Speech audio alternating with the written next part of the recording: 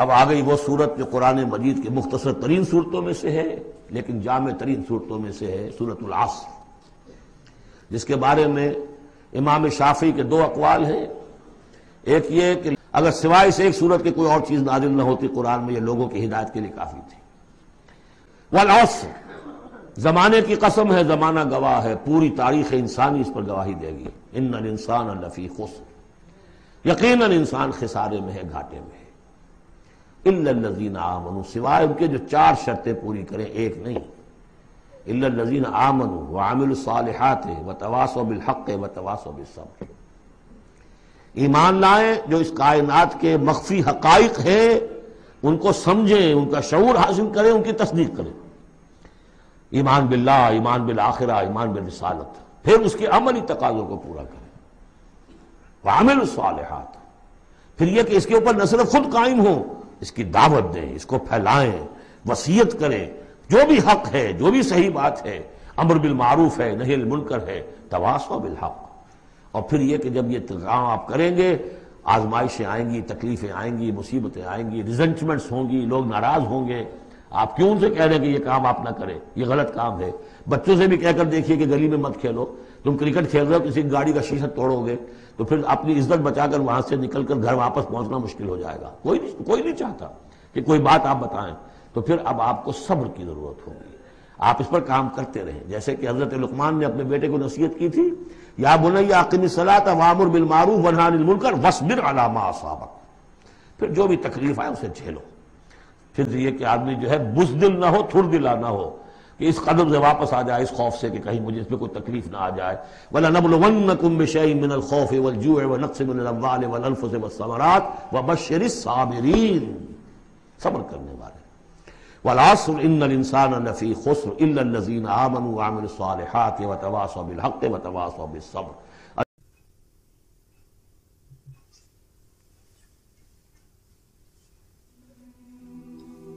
اور جو امیج میں آج آپ کے ساتھ شیئر کرنا چاہتا ہوں، یہ انشاءاللہ آپ کو کافی مدد دے گی سورۃ العصر کو گہرائی میں سمجھنے کے لیے۔ فرض کریں کہ آپ ڈوب رہے ہیں اور آپ اپنے ہوش و حواس میں بھی نہیں ہیں۔ دو چیزیں، آپ ڈوب رہے ہیں اور آپ اپنے ہوش میں بھی نہیں ہیں، تو کیا آپ کے پاس زیادہ وقت ہے؟ اگر آپ ڈوب رہے ہیں اور آپ بے ہوش ہیں تو کیا آپ کے پاس زیادہ وقت ہے؟ نہیں، آپ کے پاس زیادہ وقت نہیں ہے، جس کا مطلب ہے کہ آپ کا وقت ختم ہو رہا ہے۔ اور کیا آپ کو پتہ ہے کہ عربی میں کون سا لفظ استعمال ہوا ہے جب وقت ختم ہو رہا ہوتا ہے؟ جو لفظ استعمال ہوا ہے وہ ہے العصر، جس کا مطلب ہے وہ وقت جو ختم ہو رہا ہو۔ دن کے آخری حصے کو جب دن کا وقت ختم ہوتا ہے، عصر کی نماز ادا کی جاتی ہے۔ دراصل عصر نکلا ہے لفظ عصیر سے، پھل جس کو آپ دبا کر نچوڑ دیتے ہو۔ اور ایون عصر الصوبہ بھی استعمال ہوا ہے، وہ کپڑا جس کو آپ پانی میں ڈال کر نچوڑ دیتے ہو اور سارا کا سارا پانی نکل آتا ہے۔ اسی طرح عصر یہاں پر ایک فعل کی طرح استعمال ہوا ہے۔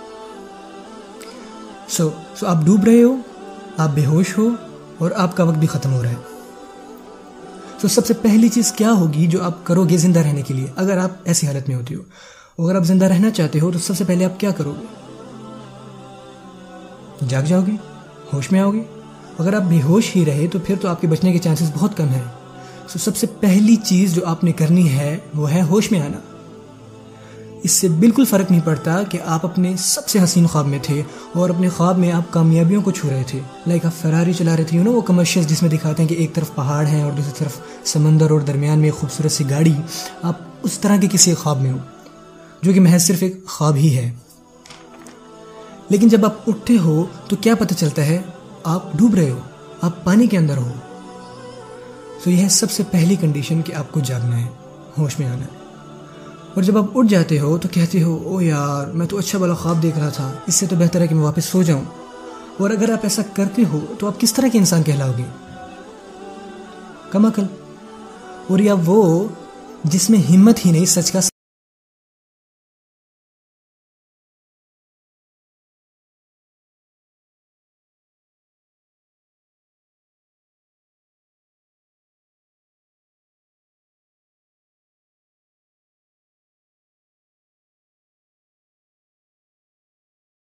وہ کسی کو قصوروار نہیں ٹھہرا سکتا سوائے اپنے آپ کے۔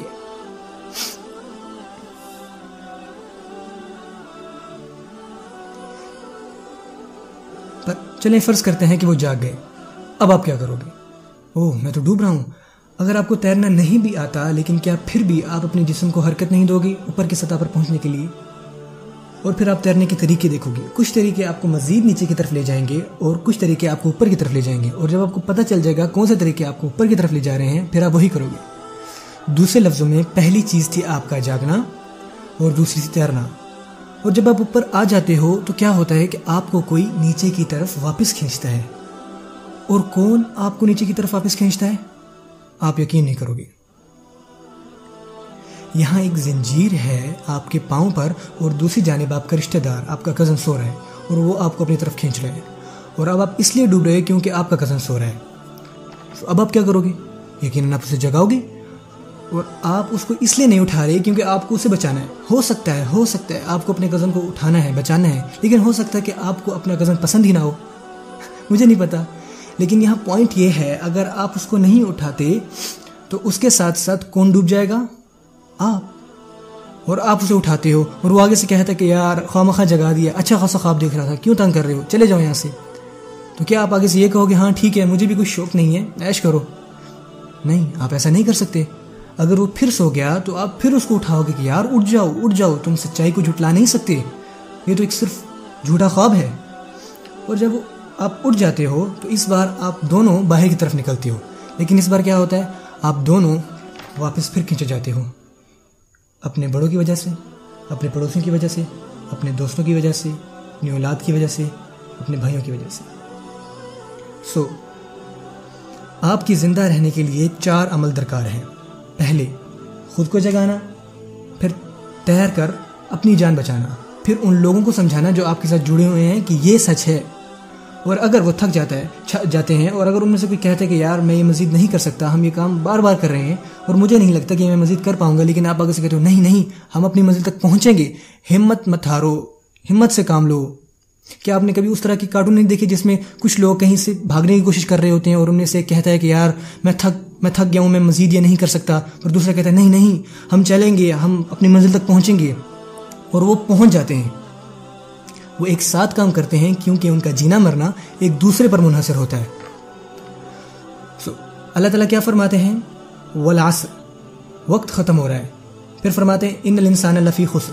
اس کی ٹرانسلیشن ہے کہ تمام انسان خسارے میں ڈوبے ہوئے ہیں سوائے الا الذین آمنوا, وہ لوگ جو ایمان لائے. ایمان لائے کس پر؟ اللہ تعالیٰ نے یہ نہیں فرمایا کہ آمنوا باللہ وملائکتہ وکتبہ ورسلہ والیوم الآخر والقدر خیرہ وشرہ من اللہ تعالی. نہیں, ایسا کچھ بھی نہیں کہا, جبکہ یہ تمام باتیں اس میں شامل ہیں. سورت کے سیاق کے مطابق, سورت کے کانٹیکس کے مطابق سب سے پہلی چیز جس پر ان کو یقین کرنا ہے وہ ہے کہ وہ خسارے میں ہیں, وہ ڈوب رہے ہیں. اور اگر وہ اس بات کا یقین کر لیتے ہیں اور اپنا ایمان درست کر لیتے ہیں, اب انہیں کیا کرنا ہے؟ تیرنا ہے اور اوپر کی طرف جانا ہے. اور اللہ تعالیٰ نے اس عمل کو کیا کہا ہے؟ وَعَامِلُوا الصَّالِحَاتِ. وہ اچھی چیزیں کرتے ہیں, وہ ایسی چیزیں کرتے ہیں جو حالات کو بہتر بنا دیتی ہیں. بائی دا وے صالح یہاں صف کی نسبت سے استعمال ہوا ہے, جس کا مطلب ہے وہ عمل جس سے کچھ ٹھیک ہو جاتا ہے. کچھ غلط تھا اور آپ نے اسے ٹھیک کر دیا, مثلا ان کا تیرنا. اور جب وہ دوسرے لوگوں کے ساتھ بندھے ہوئے ہیں تو انہیں کیا کرنے کی ضرورت ہے؟ وَتَوَاصَوْا بِالْحَقِّ. انہیں دوسروں کو سچائی بتانی ہے, اور یہ صرف خبر دینا نہیں ہے, صرف ان کو بتا دینا نہیں ہے, ان کو اٹھانا ہے, ان کو اپنے ساتھ لے کے جانا ہے اور بار بار بتانا ہے. کیونکہ وَتَوَاصَوْا میں تکرار آ جاتی ہے, ریپیٹیشن آ جاتی ہے, کیونکہ یہ سچ ہے, یہ سچ ہے, یہ سچ ہے, یہ سچ ہے, ان کو بار بار بتانا ہے. آپ کو پتہ ہے کیوں؟ کہ وہ لوگ جن کو آپ بچانا چاہ رہے ہو, اگر آپ ان کو صرف عارضی طور پر اٹھاتے ہو 20 منٹ کے لیے, 30 منٹ کے لیے, صرف خطبے کے لیے, کیا ہوتا ہے جب خطبہ ختم ہو جاتا ہے؟ وہ واپس چلے جاتے ہیں, وہ پھر ڈوبنے لگتے ہیں. آپ پھر ان کو جگاؤ گے, وہ پھر ڈوبیں گے, آپ پھر ان کو جگاؤ گے. اور ہو سکتا ہے کہ آپ یہ کر کے تھک جاؤ اور آپ کا صبر جاتا رہے. اسی لیے اللہ تعالیٰ آگے فرماتے ہیں وَتَوَاصَوْا بِالصَّبْرِ. آپ کو اپنا کام جاری رکھنا ہے, اور صبر کا مطلب ہے استحکام, ثابت قدمی, ڈٹے رہنا, رکے رہنا. آپ کو اپنا کام جاری رکھنا ہے کیونکہ آپ کا جینا مرنا اسی پر منحصر ہے. اور اینڈ میں آپ تمام چیزیں کر لیتے ہو لیکن صبر نہیں کرتے تو آپ پھر بھی ڈوب جاؤ گے. اور اگر آپ ہار مان جاتے ہو, اگر آپ کے پاس ایمان ہے اور آپ اچھے کام کرتے ہو اور آپ لوگوں کو حق بتاتے ہو لیکن آپ کے پاس صبر نہیں ہے, آپ پھر بھی ڈوب جاؤ گے. تو سروائیول کے لیے آپ کو چاروں شرطوں پر عمل کرنا ہے. یہ تھوڑا مشکل ہے لیکن یہ ضروری ہے, اس لیے ان کے درمیان وا ہے. آپ نے دیکھی لوجیکل پروگریشن، ایمان سے، عمل صالح سے، وتواصوا بالحق وتواصوا بالصبر، کتنی خوبصورتی سے اللہ تعالیٰ نے فرمایا ہے۔